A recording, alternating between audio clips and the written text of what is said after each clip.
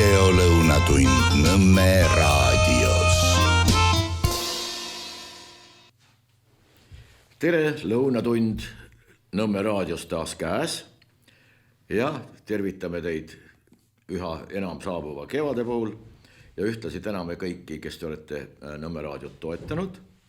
Loodame, et see kõik säilib ja saame rõõmsalt jätkata, nii et tänu kõikidele ja võib-olla teid tuleb isegi veel juurde. Raadiol natuke keerulisem aeg ja katsume selle üheskoos ilusti üle elada.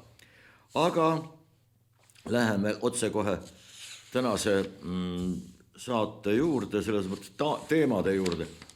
Teemad on, teemade järgi võib-olla ei olegi õige kõike seda liigitada, sellepärast, et see valik on võrdlemisi sumbuurne, võrdlemisi juhuslik, nii-öelda laekumise järjekorras, aga proovime.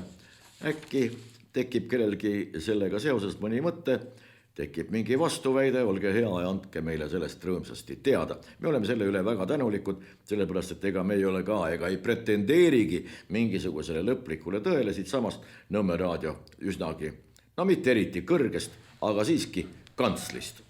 Tuleb välja, et meil on jälgijaid ka ja neid on isegi rohkem kui mõnel nii-öelda autoriteedil, aga muide autoriteetidest nii palju, et Nõukogude Liidu kokkukukkumise üks põhjus paljudest oli just nimelt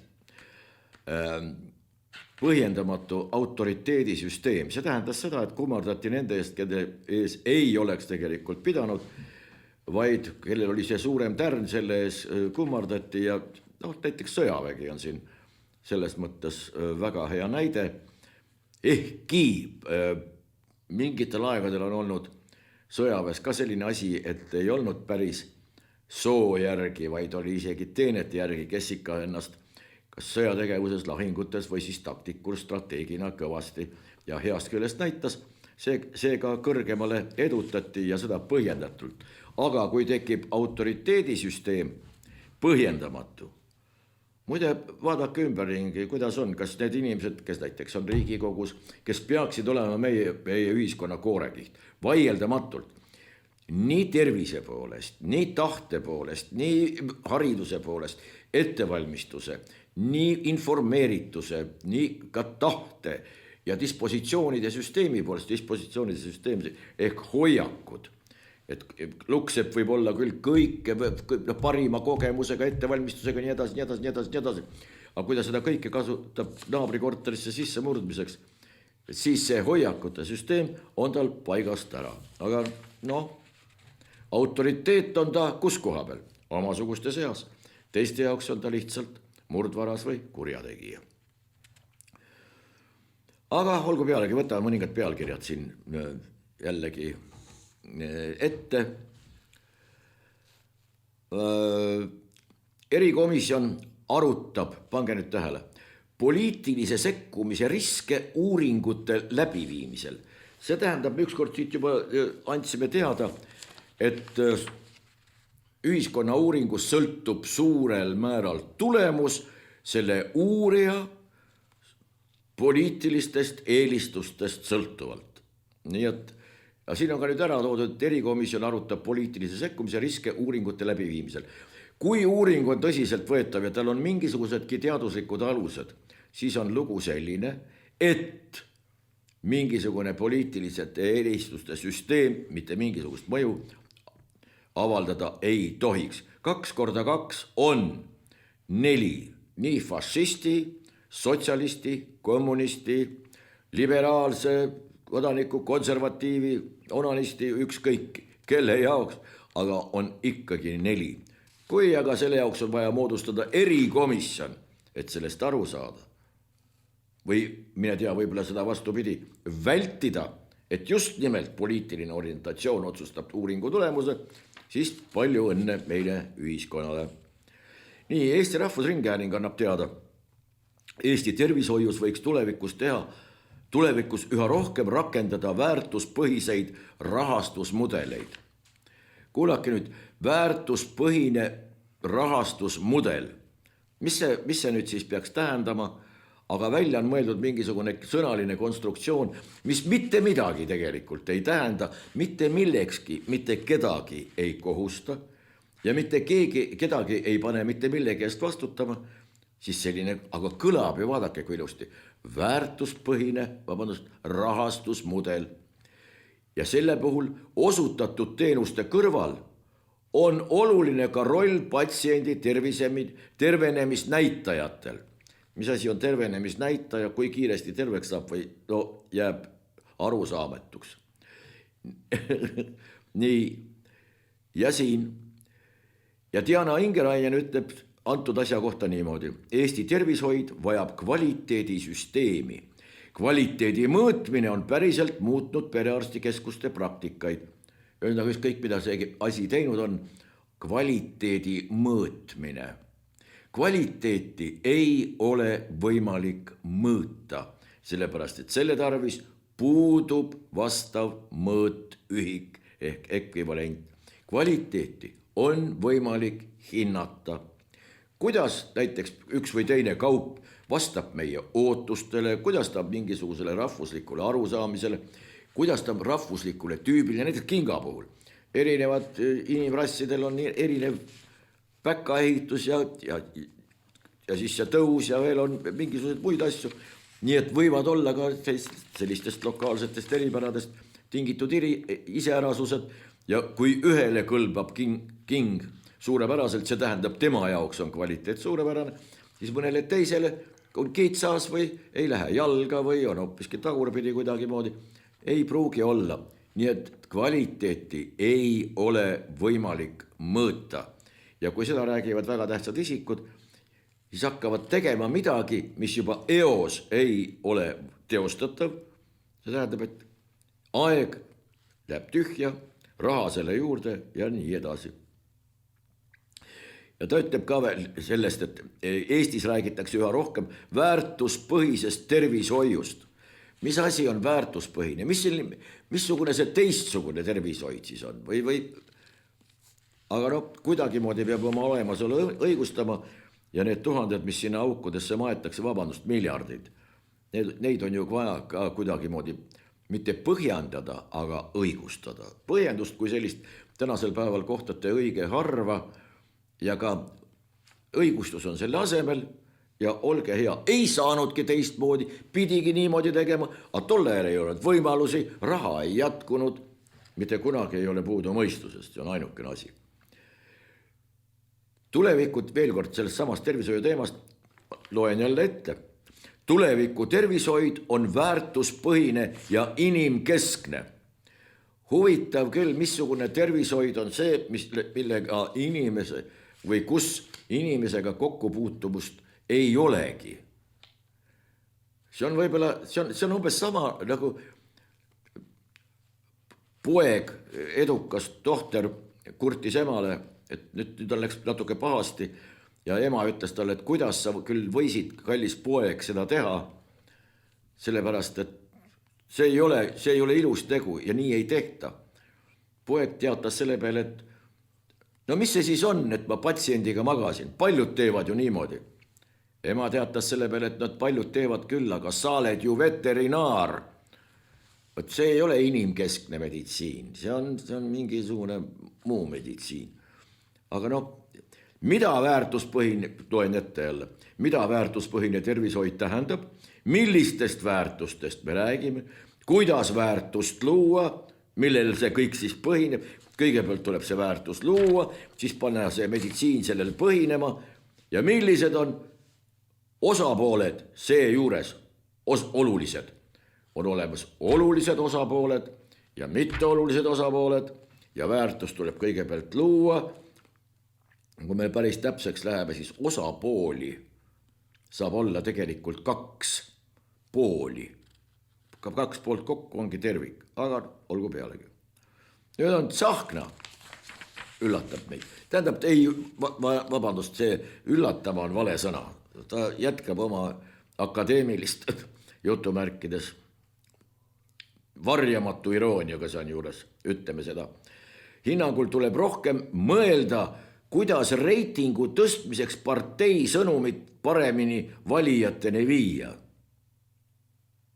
Kuidas viia, kas autoga, saata postiga, minna ise kohale, rääkida kõva häälega, sosistada kõrva, anda mõista või mõista anda. See on Tsahkna nagu kehv naisterahvas, annab mõista, aga ei mõista anda, see pidi. Aga olgu peale. Nii, ja siis ta ütleb niimoodi, kui rääkida poliitika sisust, siis tegelikult see reiting, see on 2%, ei kajasta meie tegelikku olukorda, ütles Tsahkna. Saate aru, ükskõik, kas teil on reiting 90 või 2%, see ei kajasta tegelikku olukorda. Kui te olete laulja ja teie lugusid ei kuula mitte keegi, teie plaati on müüdud 0, siis ütlete te, et see ei kajasta tegelikku olukorda. Ma olen Eesti kõige populaarsem laulja, kõige enam plaate müünud laulja, aga need lihtsalt ei kajastu numbrites. Ja nüüd on küsimus, kuidas see fakt, et ma olen kõige parem laulja, kuulajateni viia, rahvusvaheliste žüriideni, võib-olla mingite Oscarite või Grammideni. See on kõik tehnika küsimus. Tsahkna ütleb seda täpselt välja.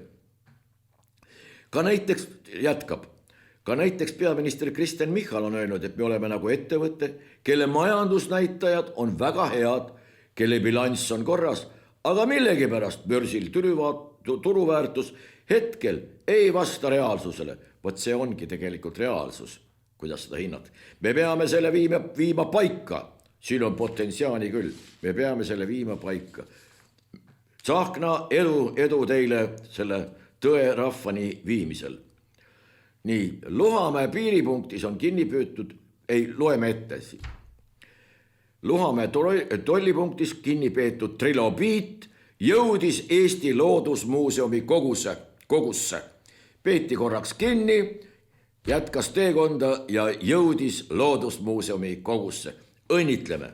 Eesti teaduse natuke rikkam muuseumi kogu täpselt samamoodi. Ja siis ütleb laskesuusakoondise treener Karel Viigipuu meile niimoodi. Meil on 2 täiesti elujõus naist. See on tore, et meil on 2 elujõus naist olemas ja teised siis, ma ei tea, mis nende teistega lahti on, need siis vist ei ole nii väga elujõus. Aga võtame siit järgmise paberi. Harri Naimark ütleb, ta on Iisraelis elav vabakutseline ajakirjanik. Delfi juhtkiri Iraanist on Jaanaponi linnupoliitika kõrgem pilotaaž. Eesti ei saa jätta Iraani ja Hormuzi väina probleemi lahendamiseks teistele. See on vastutustundetu liitlase käitumine. Eesti ei saa jätta seda probleemi teiste lahendada. Peab ikka ise kohale minema, asja korda ajama ja siis ütlema, näete, kuidas tuleb asju ajada. No, selline seisukoht. Nõustuda või mitte nõustuda, see on iga ühe enda asi. Eesti Energia 350 000 peost, Eesti Energia nimelt korraldas ka peo, 350 000 läks maksma. Tänuüritus korraldati võimalikult mõistlikult ja kuluefektiivselt. Võimalikult mõistlikult ja kuluefektiivselt. Kui see peokorraldus on see Eesti Energia arvates võimalikult mõistlik, siis annab see selgituse ka sellele, miks asju Eesti Energias siiamaani nii käpardlikult on aetud, sellepärast et juhtkonna arust on see võimalikult mõistlikult ja kuluefektiivselt tehtud. Huvitav, kui need riigiametnikud, nad on kõik riigiametnikud, riigile kuuluvate ettevõtete juhid, kui neile homseks päevaks välja kuulutada see, et nad tulevad kõik tööle, aga saavad poole vähem palka. Muide, võib peaaegu et garanteeritult väita seda, et nad hakkavad oma tööd tegema hoopis innukamalt, hoopis tõsiusksemalt, moodsa sõnaga panustavad oluliselt rohkem, sellepärast et õhus on see, et väga paljud lastakse hoopis lahti. ja need palgad, mida nad praegu saavad, noh, need on ju, see on ju ulme, 10 ja rohkem. 1000 ma mõtlen. Lihtsalt poole vähem hakkate saama ja vaatame, kui toime ei tule, head aega. Mitte midagi ei juhtuks, töö efektiivsus, ma arvan, suureneks oluliselt. Pealekaebamine üksteise peale ja augu kaevamine suureneks kollektiivselt järsult. See tähendaks seda, et väga paljud süüakse välja, raha hoitakse kokku, aga miks mitte? Midagi head ka päriselt. Ilmus Tuulik ja Kivestu lasteraamat, mis tutvustab Eesti rahvakalendrit. Vaat see on üks tore asi, Eesti rahvakalendrit, no otsige täiskasvanuid, kes sellest midagi teavad.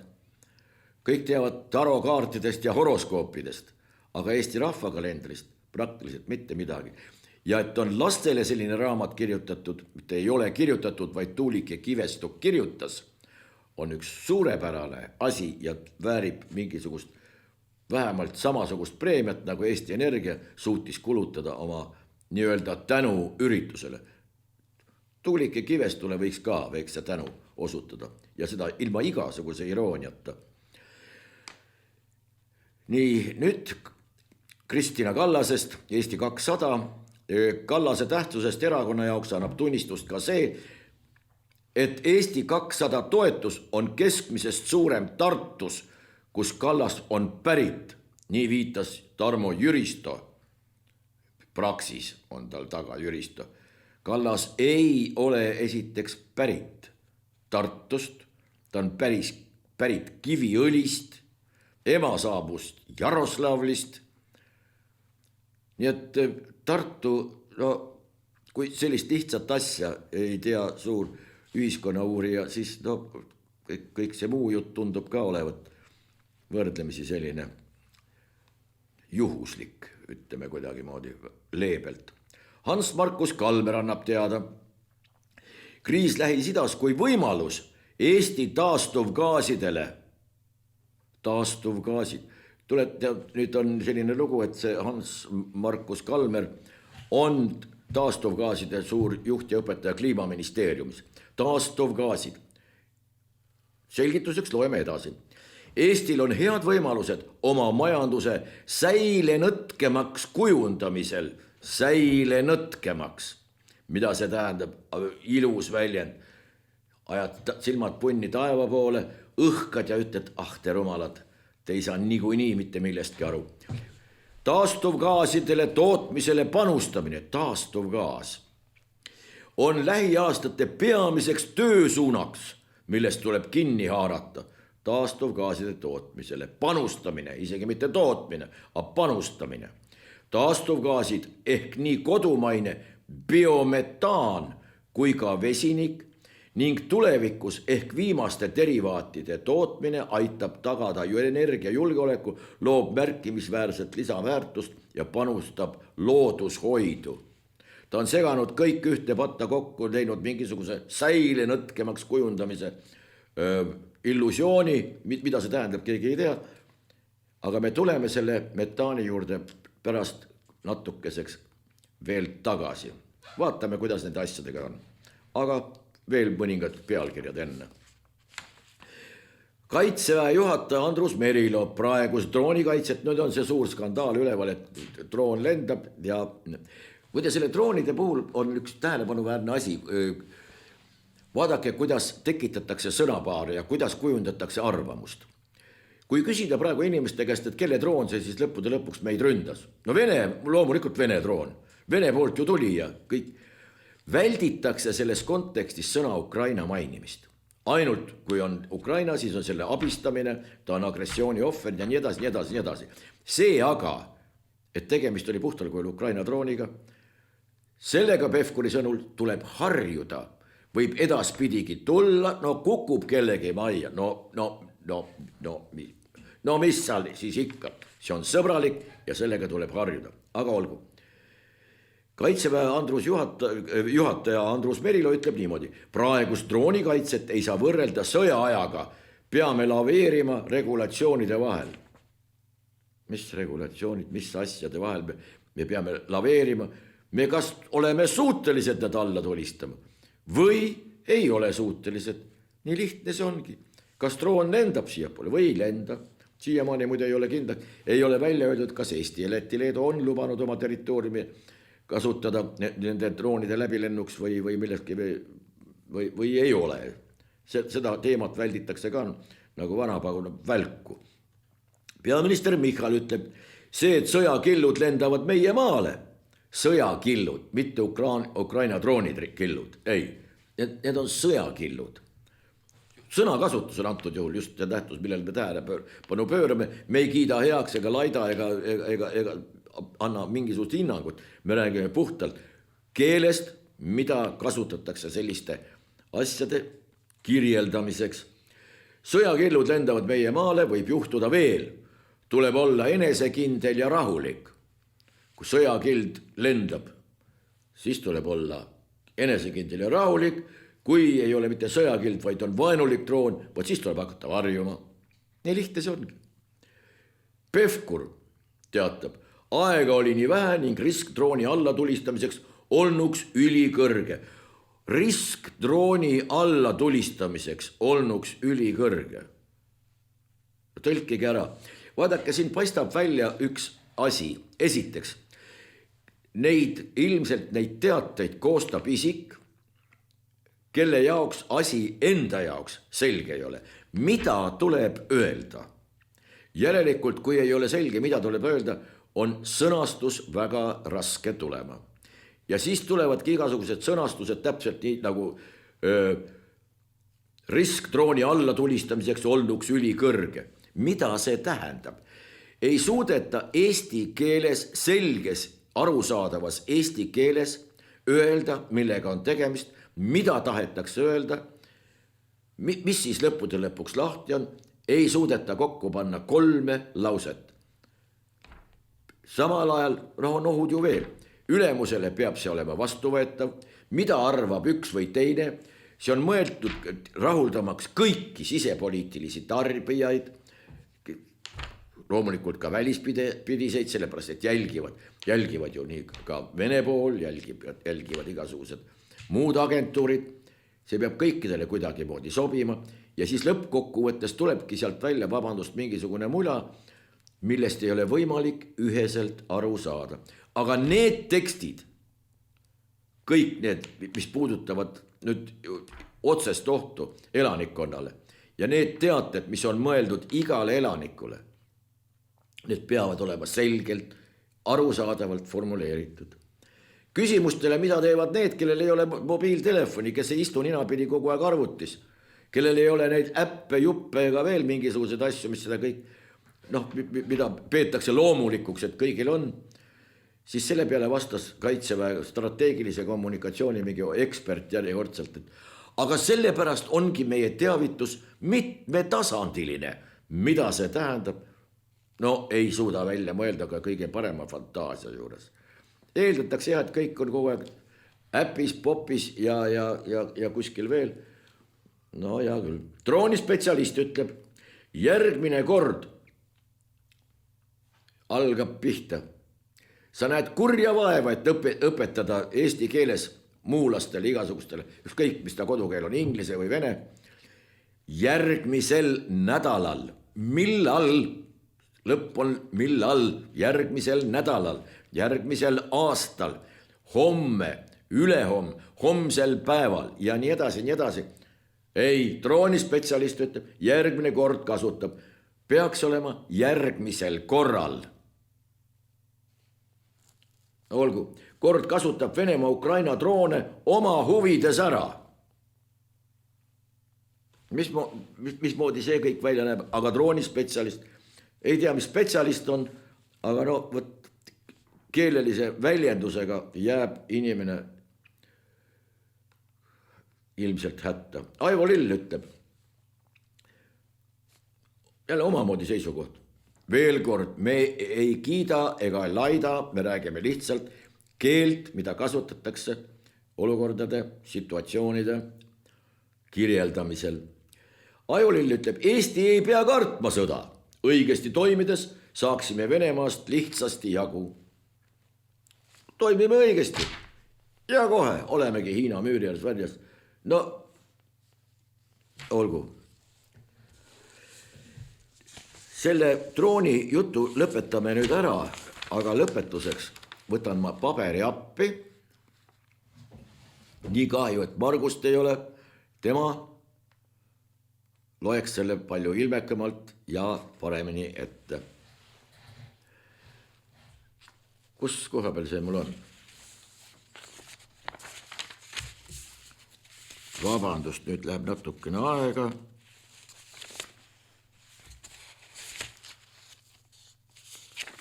Nii, kas ei ole siis?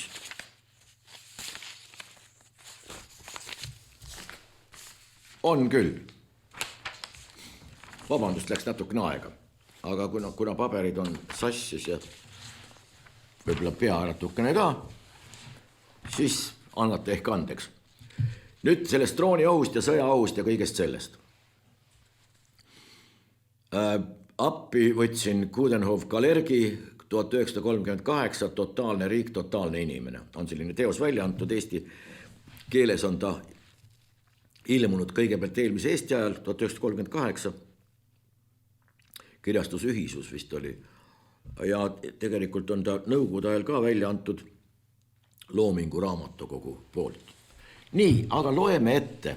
Võt see on nüüd siis sotsiaalne taust, päris sotsiaalne. Mitte see sotsiaalne ei tähenda seda, kui palju kellelgi raha on või kui palju kellelgi puude eest toetust on määratud või ükskõik mida, kus põhitegijaks on raha. Ei, sotsiaalsfäär on mittemateriaalne sfäär ja kätkeb päris lihtsustatult endas seda, kuidas inimene või inimgrupid ennast antud ühiskonnas tunnevad, kuidas nad läbi saavad ja millised on sotsiaalsed pinged ja nii edasi. See on mittemateriaalne sfäär. Ja nüüd Coudenhove-Kalergist. Kuulake ja äkki hakkab mõni kelluke kuskil helisema. Tsiteerin. Totaalse riigi õigustuseks ei jätku aga permanentsest mobiliseeringust sisemise vaenlase vastu. Kogu rahvas peab end tundma pideva välisvaenlase ähvarduse all, et mõista diktatuuri vajadust. Permanentne sõjapsühhoos peab ergutama kõiki rahvuslikke jõude sõjaohus oleva riigi kaitseks ja sundima kõiki patrioote ühinema üksmeeles ja täielises andumuses riigi juhi ümber, kuigi nad tema sisepoliitikat ei õigusta. Iga mõte ja tahe olgu juba varasest lapseast sihitud sõjale ja sõjaohus isamaa kaitsele. Ainult nii suudetakse indiviidi sundida oma isiklikku vabadust ohverdama rahvuse altarile. Mis aga riigile on eluliselt vajaline? See on sõjaline sarnanev välispoliitika, permanentne sõjaatmosfäär, sealjuures ilma sõjata. Organiseeritud ja kestev rahu võtaks totaalselt riigilt ta olulise osa ta olemise õigustusest. Seepärast peab ta olema militaristlik, imperialistlik ja antipatsifistlik. Permanentne sõjaseisukord nii sisse kui väljaspoole tingib totaalses riigis ka poliitilise moraali. Siin paneb ennast maksma kui kõrgeim seadus riigivõimu säilitamiseks riigi ja diktaatorpartei tahe. Mõisted nagu hea ja kuri asendatakse kategooriatega kasulik ja kahjulik riigile. Ka siin valitseb moraalne sõjaseisund. Eesmärk pühendab abinõu. Distsipliin asub õigluse asemele, autoriteet vabaduse asemele, sõna kuulmine südametunnistuse asemele. Igaüks peab enesest kõrgemale poole sõna kuulama, allapoole käsutama. Opositsioon, see on mäss, kriitika on reetmine. Kes asetab oma isikliku au riigi huvidest kõrgemale ja südametunnistuse kõrgemale kui partei, on roimar. Mis gentlemanile, totaalsele inimesele on alatuim tegu, oma sõbra väljaandmine riigile, denuntsiatsioon muutub siin ülimaks kohustuseks, sest iga hea patrioot on vabatahtlik riigi nuuskur. Ka inetuim tegu, mis tehakse riigi huvides, leiab tunnustust ja on ilus. Selline siis kas äkki mõnel tuli tuttav ette. Nii, aga me lubasime rääkida natuke sellest taastuvgaasist, mis on täielik nonsense, aga vaadake, maailmas toodetakse 88 miljonit tonni näiteks vesinikku aastas ja jaapanlased, hiinlased ja muide näiteks ka korealased on selles suhtes väga edukad olnud. Teavad sellest praktiliselt kõike, teavad, kus seda kasutada saab, näiteks toidutööstuses täiesti võimalik, margariinist lastakse läbi ja nii edasi, mitmel pool. Seal on spetsialistid koos. Seal ei doteeri seda tegevust ükski riiklik struktuur. Seal on erakätes olev business, mis peab ennast ise ära tasuma. Ja kui miski asi ei tasu, siis seda lihtsalt ei tehta. Eesti on siin suurel määral erandlik nähtus. Asi on nimelt selles, et isegi mitmed majandid, põllumajanduslikud tootmisüksused on kokku ostetud eesmärgiga,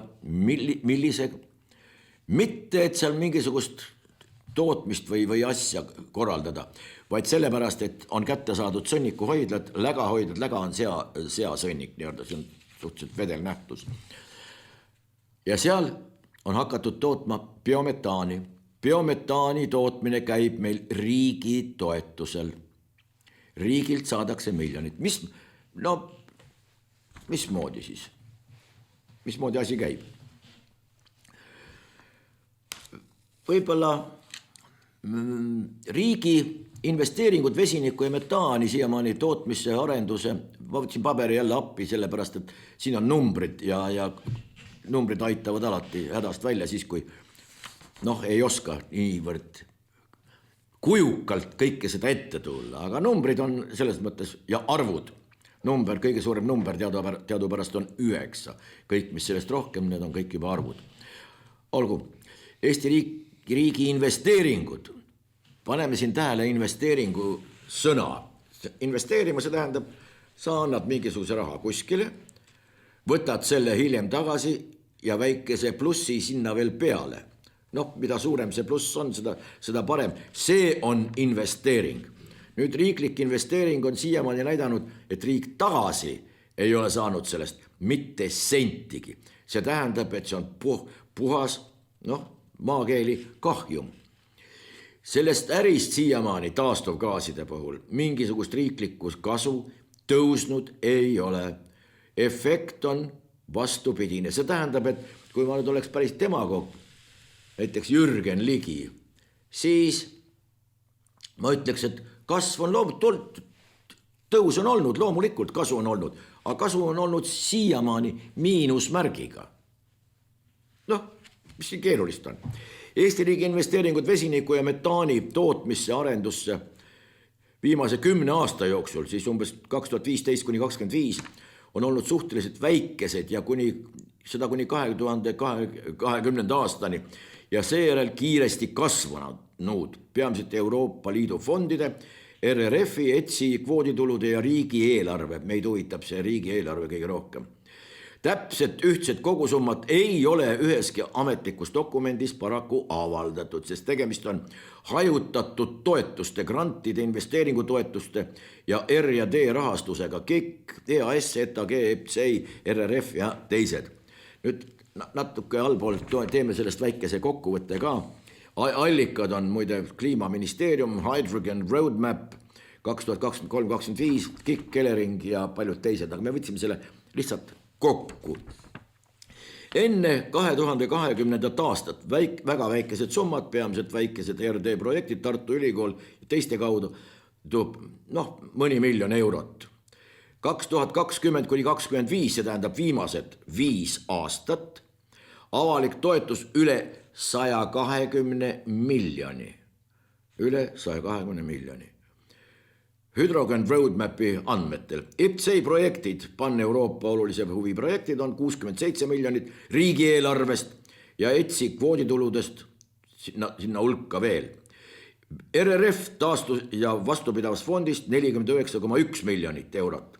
Vesiniktehnoloogiat kasutusele võtuks 2025-2026, seal hulgas ka pilootprojektid, mitte ühtegi tänaseks päevaks teostunud ei ole. See tähendab seda, tänase seisuga raha on kätte saadud ja ait tervit. No ei taha kõiki nende ühte patta panna, aga paistab praegu niimoodi, et kogu selle vesinikuarenduse taga ei olegi mitte midagi muud, ainuke huvi on need riiklikud ja eurofondidest saadud ja edaspidi saadavad miljonid. Konkreetsemad suuremad grantid on olnud sellised Elcogenile 24,9 miljonit eurot Euroopa Liidu innovatsioonifondist, tahkedioksiidi elektrolüüsirite tootmise tehase jaoks, rohevesinik. Mis asi on rohevesinik? Muide, mitte keegi ei tea. Vesinik on H2.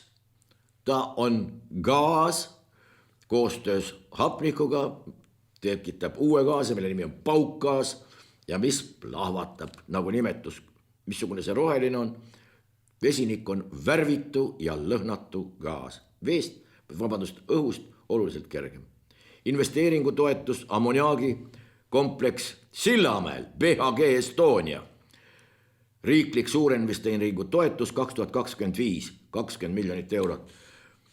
Ringkäik Sillamäel annab tunnistust sellest, et tehast ei ole. Ei ole isegi mingisugust nurgakivi või mingisugust taolist, pole isegi ühtegi koosolekut toimunud, kus rahvas juubeldades tuleb kohale ja vaatab uue imetehase rajamist isiklikult pealt. Ei ole olemas, 20 miljonit on välja andnud aastal 2025. No, võtame edasi.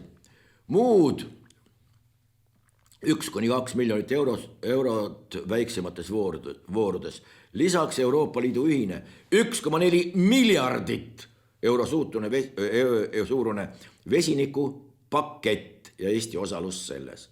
Eesti osales ka selles miljardist paketis. Metaan, seda kutsutakse biogaasiks 2015–2017, väga vähe, praktiliselt ei olnud mitte midagi, aga küll olid aga olemas juba toona toetused, suhteliselt väikesed elektri ja sooja tootmisele. Alates 2018. aastast riik käivitas sihtotstarbelise toetuskava biometaani tootmiseks ja Elering maksab siin juures tootjale otse. Tootmise toetuskava ligi 28 miljonit eurot 2018–2020 CO2 kvoodituludest ja hiljem jätkus ka väiksemates mahtudes. Investeeringutoetused KIK-ilt 2024 19 miljonit eurot uuele 4 biometaani tehasele Viljandimaa, Saaremaa, Pärnumaa, Lääne-Virumaa pluss 26 miljonit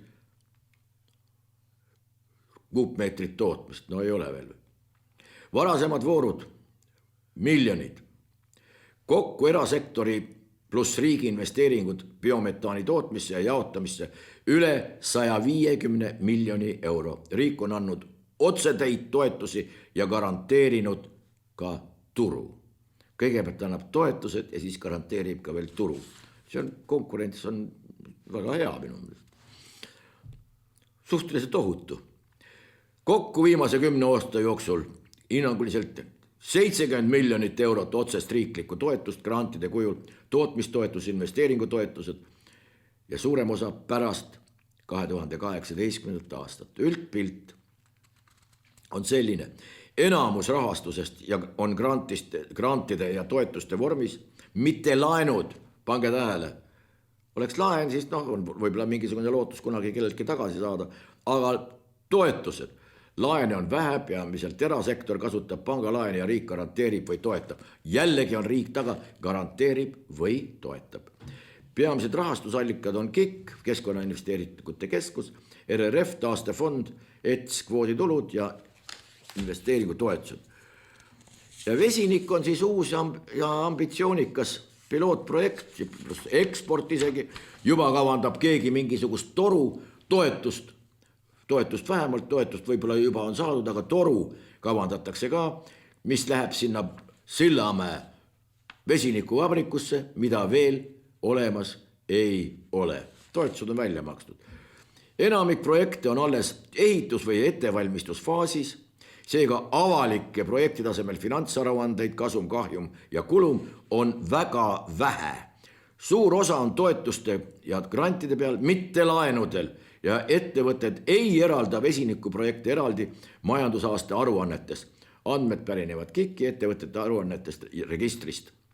Nii et, kallid sõbrad, me räägime miljonitest ja miljonitest grantidest, igasugustest toetustest, ainult mida meil ei ole, on tootmist.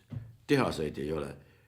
Mingisugune biometaan meil siiski kuskilt tekib, aga jällegi on see riigi toel tekkinud ja välja arenenud ja tundub tänu seda kõike arvesse võttes tulebki välja, et tähtis on saada toetuste miljonid kätte ja pärast seda võib kogu asja ära unustada. Ja nüüd, kuidas on võimalik, et neid ikkagi niimoodi jaotatakse ja kuidas on võimalik, et need miljonid, isegi kui nad korstnasse kirjutatakse, sinna korstnasse ka tegelikult lähevad.